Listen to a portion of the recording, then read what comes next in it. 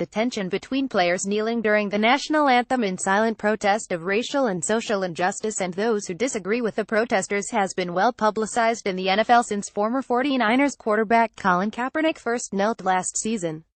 That tension made its way to the local high school level Thursday evening, when volleyball players from Cristo Rey Jesuit, a private school in Minneapolis, knelt during the playing of the national anthem before a match at North Lakes Academy, a charter school in the Twin Cities' northern suburb of Forest Lake.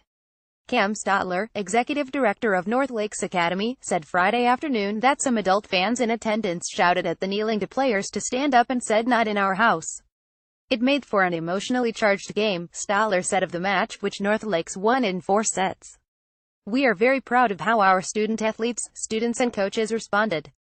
It's disappointing that any negative response would come from players kneeling." The Forest Lake Times, which first reported on the story and had a reporter at the match, similarly described the scene as emotional and highly charged. Stotler said he has communicated with everyone in the school community about Thursday's incident, reinforcing the North Lakes Code of Conduct that requires those in attendance at school events to contribute in a positive way.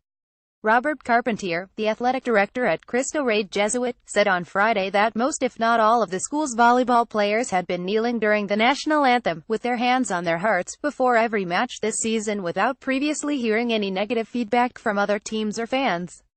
They're not the only local school or team that has participated in anthem protests this year. Players from several metro area football teams, including those from Cooper, have knelt or otherwise demonstrated during the anthem this season. Carpentier described Cristo Rey Jesuit as being primarily made up of students of color, many of whom are economically under-resourced. The school's coaches and administrators, he said, have had conversations with student-athletes about reasons for protesting dating back to last year, when several girls soccer players knelt during the playing of the national anthem before a game. "We have players of all ethnicities on the volleyball team," Carpentier said.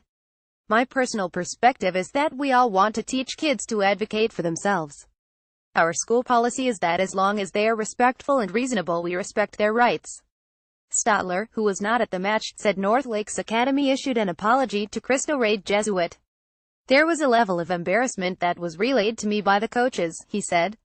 More from local. Every autumn in the public woods of Duluth, a couple dozen deer stands set up by bow hunters disappear. There's a lot of people that. At least one person was found dead in the river.